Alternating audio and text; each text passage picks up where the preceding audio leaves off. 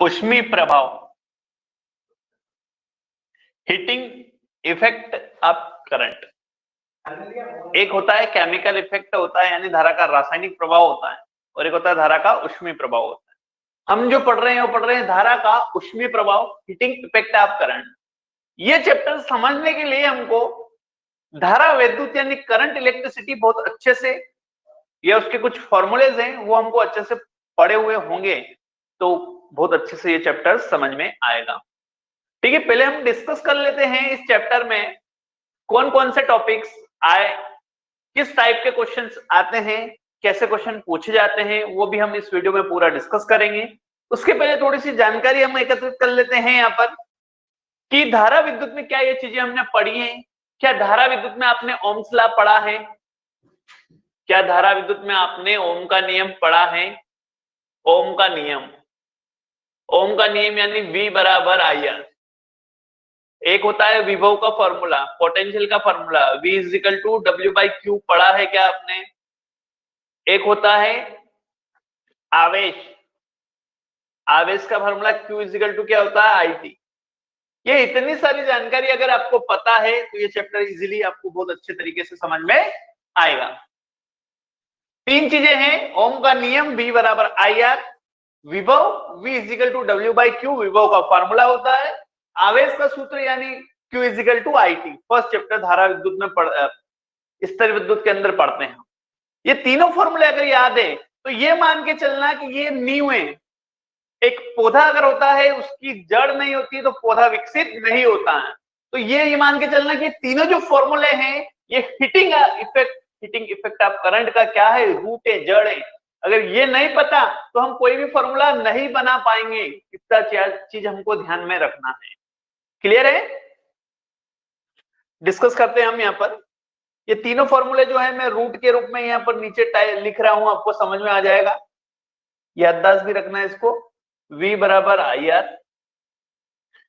V is equal to W/Q और Q is equal to IT।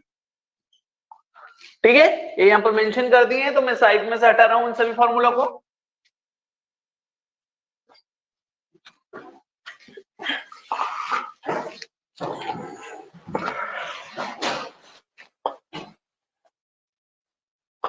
अब देखिए आप V, या हम सबसे पहले W यानी वर्क का फॉर्मूला बनाना है तो W का फॉर्मूला यहां से क्या बन जाएगा हमारे पास, VQ। क्या बन जाएगा? VQ। लेकिन मैं Q की जगह क्या पुट कर सकता हूं, IT।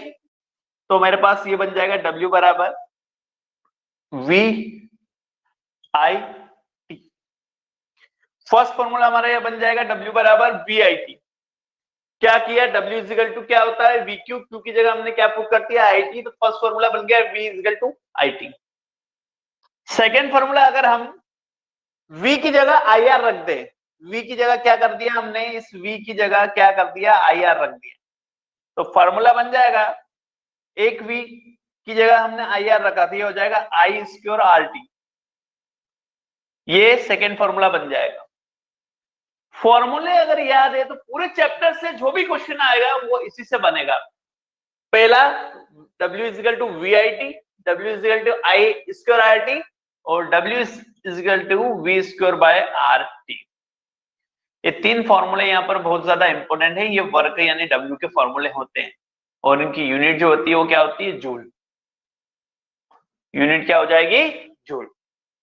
इतना क्लियर है तो हम इनसे एक तो पावर के फॉर्मूले बना लेंगे, पावर यानी शक्ति, P बराबर क्या हो जाएगा, W/T हो जाएगा। और इधर हम अगर जूल में कैलोरी में ले जाना है तो H is equal to W/4.2। ये सारे जो है कई के फॉर्मूले बन जाएंगे, कैलोरी के फॉर्मूले बन जाएंगे। पावर है तो पावर की यूनिट क्या होती है, वाट होती है। तो इसके भी तीन फॉर्मूले जो है इंपोर्टेंस बन जाएंगे यहाँ पर। एक इसका बन जाएगा P is equal to V square by R, एक इसका बन जाएगा P बराबर I स्क्वायर R, एक इसका बन जाएगा P बराबर VI। सेम इधर अगर हम फॉर्मूले बनाएंगे,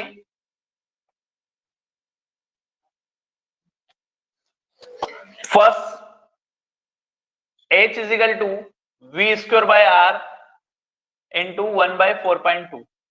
दूसरा हमारा बन जाएगा h is equal to I square r divide by 4.2। Last हमारा बनेगा vi अपान 4.2।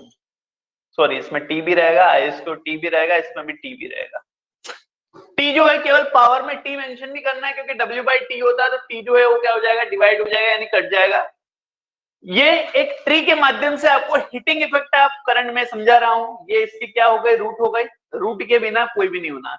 ये इसका क्या है, तना हो गया, स्ट्रीम हो गया, और ये जो दोनों है इसकी क्या हो गई, शाखा हो गई।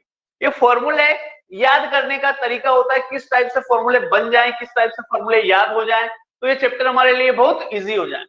टोटली अगर फॉर्मूला देखें तो 3 और 3 6, 3 9 और 3 12, टोटल 12 फॉर्मूले इस चैप्टर्स के अंदर हैं जो हमको पढ़ना है। 12 फॉर्मूले हैं, इजी से अगर हम बहुत अच्छे से इनको समझ लेंगे तो बहुत सारे क्वेश्चन इसके बन जाएं। ठीक है, आगे डिस्कस करते हैं हम इसी में। अब इन 12 फॉर्मूलों से किस टाइप का क्वेश्चन आएगा, क्या आएगा, वो हम डिस्कस करने वाले।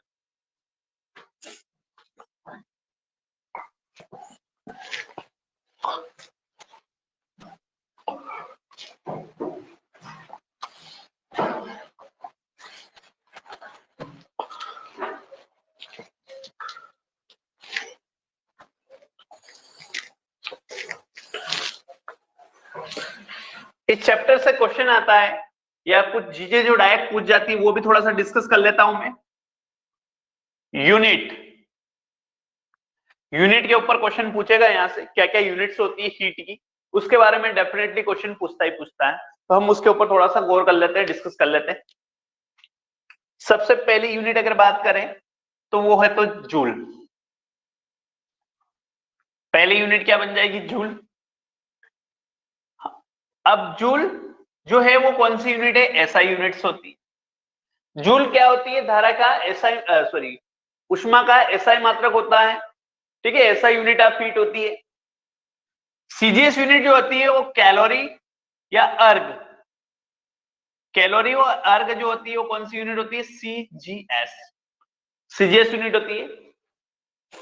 अब एक कैलोरी बराबर, एक कैलोरी इक्वल टू 4.2 जूल होता है। ये ध्यान रखना है आपको कि एक कैलोरी इक्वल टू कितना जूल होगा, एक कैलोरी बराबर 4.2 जूल होता है। पूछेगा कैलोरी बड़ी यूनिट होती है या जूल बड़ी यूनिट होती है, कैलोरी और जूल में बड़ा कौन होता है, कैलोरी बड़ा होता है, जूल छोटा होता है। एक जूल बराबर 10⁻⁷ अर्ग होता है। एक जूल में कितना अर्ग होगा, 10⁻⁷ अर्ग होता है। और एक अर्ग बराबर 10⁻⁻7 जूल होता है। ये सारे रिलेशन है, ये रिलेशन हमको पता रहेगा तो डायरेक्ट क्वेश्चन जो आएगा वो सीधा सीधा बन जाएगा हमारा। ठीक है, अब largest unit of heat, heat की सबसे लार्जेस्ट यूनिट क्या होती है उसके बारे में हम जान लेते हैं। लार्जेस्ट यूनिट होती है KWH। KWH का फुल फॉर्म होता है किलोवाट पावर, हिंदी में कहते हैं किलोवाट घंटा। ठीक है, ये हीट की सबसे बड़ी यूनिट्स होती है। और एक KWH बराबर 3.6 इंटू 10⁻⁶ जूल होता है। एक किलोवाट आवर बराबर इतना जूल होता है। अब हमारे जो बिजली के बिल आते हैं, इलेक्ट्रिक बिल आते हैं, उनके ऊपर जो यूनिट्स आती है वो काय में होती है, किलोवाट आवर में। हम बोलते हैं ना 1 किलोवाट का कनेक्शन, 2 किलोवाट का, 5 किलोवाट का, तो जो बिल आते हैं वो किलोवाट आवर में ही चलते हैं। अगर उनको हमको जूल में कन्वर्ट करना है तो 1 किलोवाट आवर बराबर 3.6 इंटू 10⁻⁶ जूल होता है। क्लियर है। अब स्मॉलेस्ट यूनिट पढ़ लेते हैं इसकी।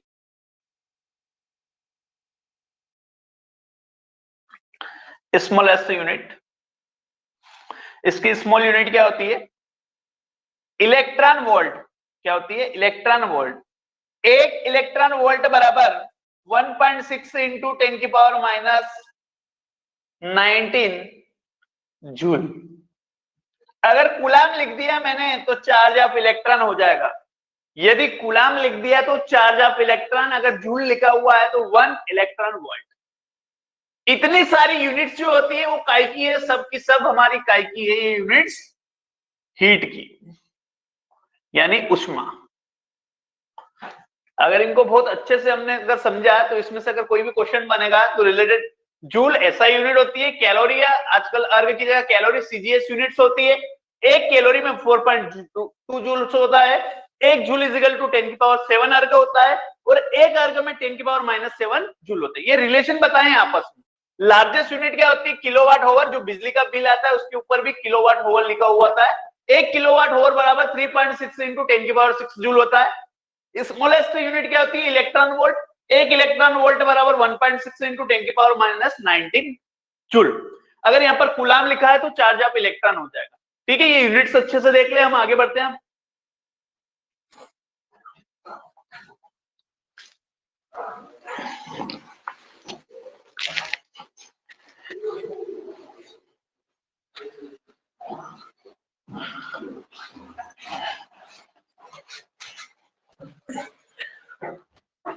क्वेश्चन है न्यूमेरिकल से, जो आपके सामने लिख रहा हूं मैं पहले।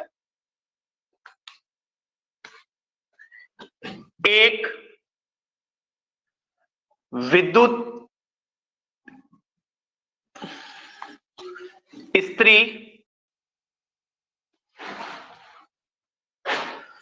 जिसका खपत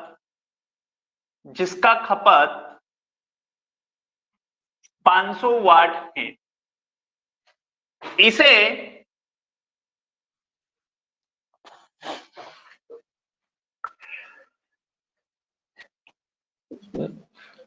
2 दिन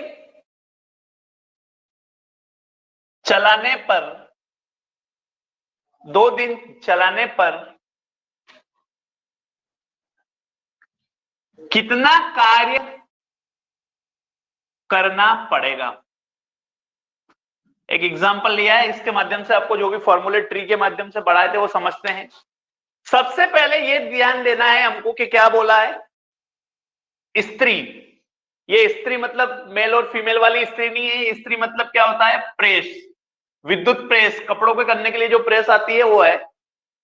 खपत मतलब पावर दिया हुआ है 500 वाट, यूनिट से पहचानेंगे आप। सबसे पहले हमको पी दे दिया है, 500 वाट दिया हुआ है पी, एक चीज मेंशन है आपके सामने। बाकी क्या दिया है? टाइम दिया है, लेकिन टाइम में दिया है टाइम डेज में। टाइम में दिया है टाइम अपने को डेज में। कितने दिन दिए हैं? 2 दिन दिए हैं। अब टाइम की यूनिट कन्वर्ट करना आना चाहिए तो हमारा न्यूमेरिकल सही जाएगा, नहीं तो नहीं जाएगा। कोई सी भी यूनिट आए, टाइम की यूनिट हमेशा टाइम में बदलना, सेकंड में। ऐसा क्यों करते हैं वो भी समझ लेना। एमकेएस, सीजीएस और एफपीएस हमेशा टाइम की यूनिट सेकंड में ही कन्वर्ट करते हैं। अगर हॉवर में यूनिट आपके जो ऑप्शन अगर डायरेक्ट हॉवर में आ रहे हैं, डेज में आ रहे हैं, तो हमारा आंसर सही है। अदरवाइज नहीं तो सबसे स्मॉलेस्ट यूनिट यानी सेकंड तक जाना है, क्योंकि किसी भी पद्धति में टाइम की यूनिट हमेशा क्या लेते हैं? सेकंड लेते हैं। समझते हैं। अभी पढ़ा था आपको पी का फॉर्मूला, पी बराबर क्या होता है? W by T. पी बराबर क्या होता है? W by T. अब या तो हम यहां से डब्ल्यू की यूनिट निकालना, डब्ल्यू का निकालना कितना वर्क करना पड़ेगा, तो पी इंटू टी बन जाएगा। पी कितना है? 500 है। टाइम कितना है? 2 डेज है। हमने अभी कोई कन्वर्जन नहीं किया है। अभी हमारे पास क्या हो जाएगा? 500 सॉरी 1000। अब ये जो यूनिट्स आएगी, ये यूनिट जूल में आ रही है, कैलोरी में आ रही है, काय में मेंशन करना है आपके लिए, ये ज्यादा इंपोर्टेंट रहेगा हमारे लिए। क्यों? ये कौन सी यूनिट है? वाट पावर की कौन सी यूनिट होती है? एसआई यूनिट होती है। कौन सी यूनिट होती है? एसआई यूनिट होती है। तो ये जो यूनिट्स, या तो हम कन्वर्जन, अगर हमने डेस में ले लिया, सेकेंड में आता है, तो हम उससे कन्वर्जन नहीं पता नहीं कर पाते कि ये एमकेएस है, ये इसका सीजीएस है, ये इसका एफपीएस है। ठीक है, ऐसा यूनिट्स आएगी तो वर्क की ऐसा यूनिट क्या होती है? जूल। तो कितना वर्क करना पड़ेगा? 1000 जूल, 1000 जूल वर्क करना पड़ेगा। इसको कैलोरी में कन्वर्ट करना पड़ेगा, तो क्या करना पड़ेगा? 4.2 का डिवाइड करना है तो कैलोरी में चेंजेस हो जाएगा। अभी रिलेशन बताया था, वापस लिख रहा हूं यहां पर। 1 कैलोरी बराबर 4.2 जूल होता है। इसको डिवाइड करेंगे तो हम और भी आंसर निकाल सकते हैं। ठीक है, आगे बढ़ते हैं हम।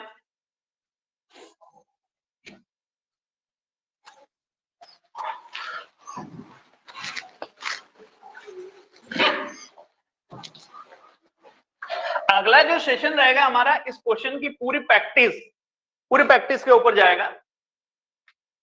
अभी हम समझ लेते हैं नेक्स्ट जो टॉपिक है इसका, यूनिट कैसे निकाली जाए। यूनिट को हम एन लेते हैं, एन बराबर TP plus TH into 1000।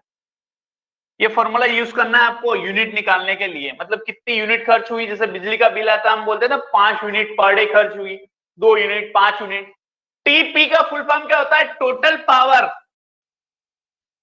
Power. TH total time in hour, कुल समय जो रहेगा वो काय में रहेगा? घंटों के अंदर रहेगा, हॉवर के अंदर रहेगा। मिनट में नहीं लेना है आपको, सेकंड में नहीं लेना है। टीपी और टीएच का फुल फॉर्म क्या होता है समझ में आ गया? Total power in hour, total power और total time in hour. Example लेते हैं, यहां पर समझना थोड़ा सा। एक क्वेश्चन,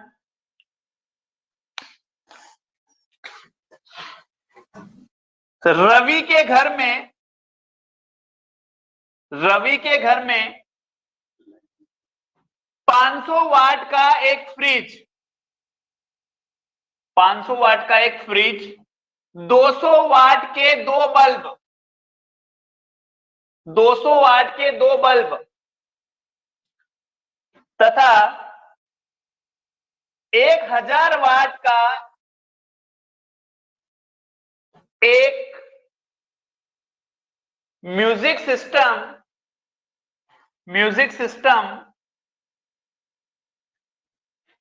4 घंटे चलाया जाता है, 4 घंटे चलाया जाता है,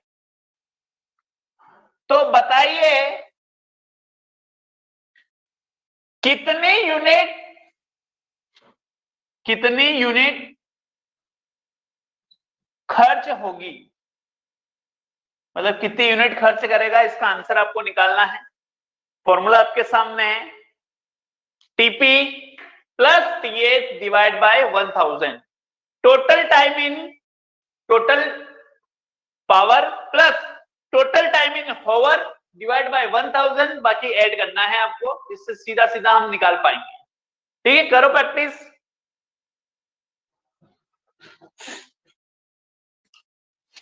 देखो टीपी मतलब टोटल पावर अगर निकालना है, यहां लिख देता हूं मैं टोटल पावर, तो सभी को ऐड कर दो। भैया पहले क्या है, एक फ्रीजर है, कितने वाट का है? 500 वाट का है। फिर क्या है? 200 वाट का 2 बल्ब है, तो एक बल्ब 200 वाट का, तो 2 बल्ब मतलब कितने हो गए? 400 हो जाएगा। तथा एक म्यूजिक सिस्टम मतलब 1000 ही रहेगा, इसको मैं 400 कर देता हूं, 2 बल्ब है तो 400 और ये हो जाएगा 1000। कितना हो गया? टोटल 1900। टोटल पावर हमारे पास कितनी आ गई? 1900। Total time in hover, already hover में दिया है, 4 ओवर दिया हुआ है, तो हमारा जो क्वेश्चन का आंसर बनेगा वो क्या बनेगा? टीपी हमारा कितना है? 1900 प्लस टीएच कितना है हमारा? टीएच आया हमारा 4, total time in hour divide by 1000, 0000। ये हमारा फाइनल आंसर अगर निकालेंगे 923 डिवाइड बाय 10, तो जो यूनिट आएगी 2.3 यूनिट्स। अरे कितनी यूनिट खर्च होगी? 2.3 यूनिट्स खर्च होगी। इतनी यूनिट खर्च है। अगर इतना सिस्टम हम चला रहे हैं 4 घंटे के लिए, क्या क्या? 500 वाट का एक फ्रीजर, 200 वाट के 2 बल्ब और 1000 वाट का एक म्यूजिक सिस्टम 4 घंटे के लिए चलाया गया है, तो इसके लिए कितनी यूनिट्स बनी? 2.3 यूनिट्स बनी। तो ऐसे ही हम सारी यूनिट्स निकाल सकते हैं। और ये जो चैप्टर के क्वेश्चन हमने अभी जो आज जो फॉर्मूला पढ़े हैं, इसके नंबर ऑफ क्वेश्चन हम ज्यादा से ज्यादा कल करेंगे। ठीक है, जय हिंद।